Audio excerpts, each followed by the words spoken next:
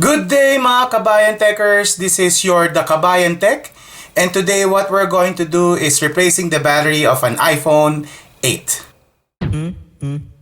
Welcome. Welcome. Welcome.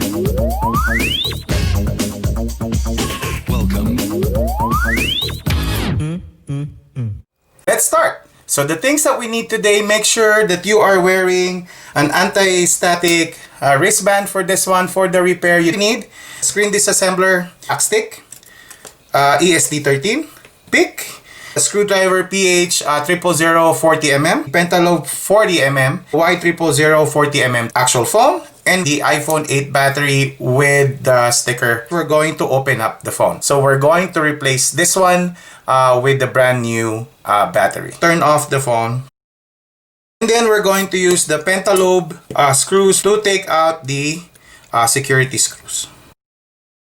Remove the screen na meron pong adhesive. Again, it's the same thing. Do it this way. Rock it gently a little bit and then go flat. Rock it a little bit until you will see that it will hold by itself. Push it up. I'm going to put my pick. For the iPhone 8 pataas po, nakaklip po ito sa taas. And doon po sa bandang taas, may clip po ito. Have it there. And you will see like clipping sound. And mapapansin niyo po, you open it going to your right. Ito po, meron po siyang clips. Hindi po katulad ng 6, 6S, and 7 na meron po siyang parang hook. Take out the battery and also the camera cover here. We use our tweezer to take out the battery covering. We use our black stick. So dito po mapapansin nyo, iba na po ang connector niya. Medyo mas maliit siya than before. So we use the pointed edge to lift it up. Use my flat end to lift out the screen. And also the cable for the home button. To remove the camera cover for the cable. We use a tweezer again to lift out this one. Okay. There are 4 strips, 1 and 2, and then dito po sa taas medyo mas manipis po siya. So we have to remove them. Dito po, hindi ko po tatanggalin yung Taptic engine. Masyado pong maraming screws na kailangan tanggalin, not like for the 6 and 6S. I will use my black end stick, the flat end, to lift a little bit, put it in the middle, and then do it this way. Ang purpose po nito, para yung tape po na nakakabit po dito sa ilalim nitong strip na to, aangat na po siya to give us a little bit of room para when it comes to pulling. So, ang difference lang po ng tape nito, medyo maikli lang po sila. The reason why is meron po itong wireless charging pad na nandito sa gitna. So, hindi po tayo pwede maglagay ng tape underneath it because may mylar cover po yon at matatanggal po siya. We use ESD13. Hold it again. Ito pong na-scrape out nyo. Iikot nyo muna yung ESD13 nyo hanggang magkaroon siya ng hold. Dahan-dahan natin siyang isi-shake from left to right. And then, iikot ko po. Maliit lang po ang clearance natin. Hindi po natin pwedeng i-stretch or i-pull all the way from the back kasi po madali pong maputol itong tape na to.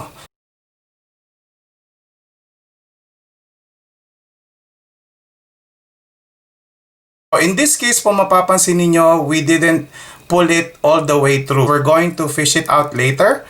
So we move to the next one. Kung matanggal natin yung nandito, mas madadalian tayong mag-pull ng battery kung pwede natin siyang iangat this way going to us. Pero I think there is still a strip underneath it. I do not recommend you using a really pointed tweezer for this part. Yung pinaka-flat ng ESD13, what you do is you slowly scrape it out. Sa side niya, meron siyang parang maliit na clearance na pwede nyong ipasok yung ESD13 ninyo. We don't want to damage the battery, or kahit na ba papalitan natin tong battery, we don't want to create a short circuit. Kung meron na kayong nakukuhang ganyan, kahit konti, I suggest mag-start na kayong mag-roll. Kasi yung tab lang naman is there just to fold it. Pero yung actual white, yun yung kailangan natin makuha. I'm moving towards my left kasi gusto ko makuha lahat yung tape dito sa tweezer ko para ma-roll ko lahat.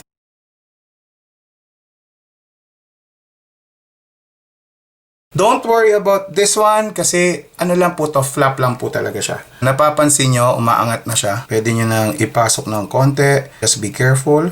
Pag meron na kayong konting tag na nakukuha, pwede nyo na simulan iikot yung ESD13. Mapapansin niyo kukunin niya na yung white.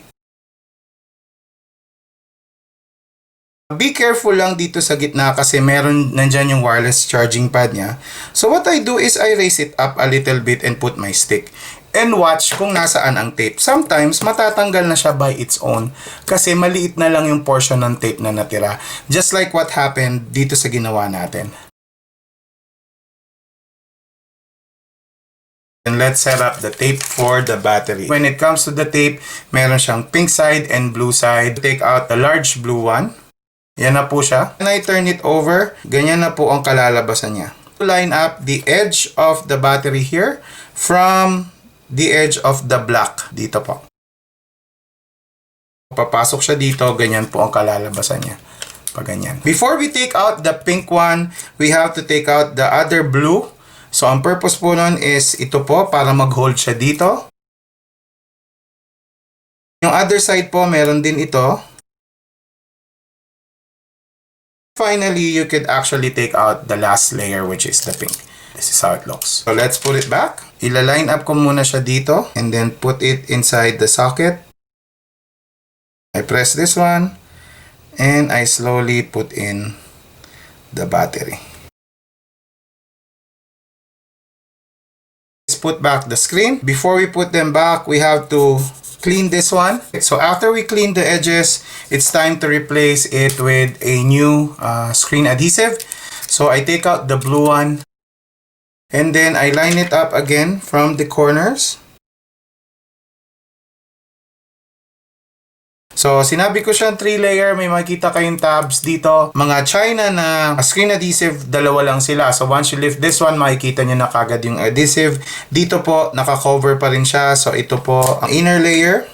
Then, the last one is this one. Tatanggalin nyo po siya mamaya once nilagay nyo na po yung display. Tanggalin po muna natin yung power. Then, let's put back the screen first. So, balik ko muna yung battery. Test muna natin.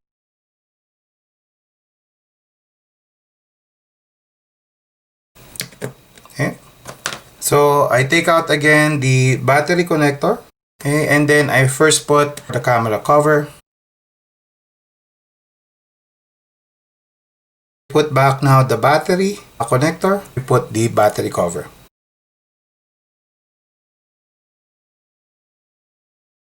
Meron po ditong tab. Hihilahin nyo lang po siya towards you.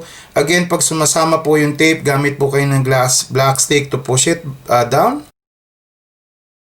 Line it up at the top and push it down. Mapapansin niyo, may parang magkiklik sa kanya. And ito pong nasa side na to is really important. Yan po yung cable, display cable. Ang gagawin nyo lang po dyan is you're going to push it down a little bit with the black stick. If ipit nyo yung kable doon, masisira yung touch connectivity.